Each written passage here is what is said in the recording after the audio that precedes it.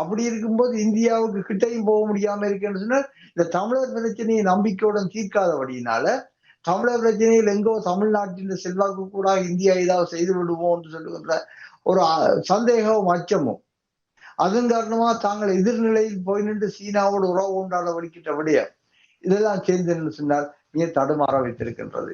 இன்னமும் இவர்கள் இந்தியாவை நம்பவில்லை. இந்தியாவை உண்மையாக நம்பக்கூடாதவர்கள் யாருன்னா தமிழ் மக்கள் தான் நம்ப முடியாது. ஏன்னா தமிழ் மக்களின் நலன்களை பறிகொடுத்தாவது இந்தியா என்ன செய்யும்? பூகோள அரசியலில் இலங்கையை முழுமையாக தக்க வைப்பதற்காக இலங்கையுடைய ஆட்சியாளர்களோடு உறவாடும். அதான் நடந்து கொண்டிருக்கிற விடயம்.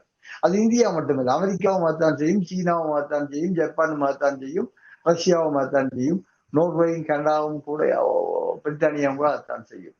எவர்கள் இந்த தீவின் முழுமையான கட்டுப்பாட்டை தங்கள் கையில் வைத்திருக்கின்றார்களோ அவர்களுடைய உறவாடுவதன் மூலம்தான் தங்களுடைய உறவுகளை கட்டியெழுப்பும் என்றால் அதற்காக சிறுபான்மையாக இருக்கக்கூடிய நலன்களை பறிகொடுப்பதில் யாரும் தயங்க மாட்டார்கள்.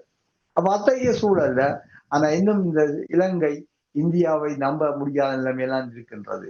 ஏன்னா அவருக்கு பயம் பங்களாதேச பிரித்தது, இப்ப பங்களாதேசுக்குள்ள பிரிவினையை கொண்டு வருகின்றது, அப்படி இப்படி எல்லாம் பிரச்சனைகள் இருக்குன்னு சொல்லி பயப்படுகின்றார்கள். அதன் காரணமாக இந்தியாவோட நெருங்க மறுக்கின்றார்கள். ஆனா விரும்பாமலோ இந்தியாவை விட்டு ஓட முடியாது.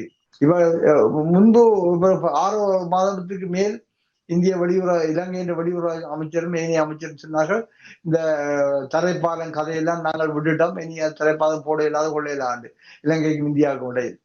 நேற்று கூட இலங்கையினுடைய இலங்கைக்கான இந்திய தூதுவர் சொல்லியிருக்கிறார், சந்தோஷ் சொல்லியிருக்கிறார், நாங்கள் இன்னமும் இலங்கையுடைய பதிலுக்காக காத்திருக்கின்றோம். அதாவது இந்த தலைப்பாதை அமைப்பது சம்பந்தமாக எங்கள் தரப்பு பக்கத்தில் எல்லாவித காரியங்களும் முடிந்து விட்டன, இலங்கையுடைய பதிலுக்காக காத்து கொண்டிருப்போம் என்ற நம்பிக்கையுடன் நித்தியம் சொல்லியிருக்கின்றார்.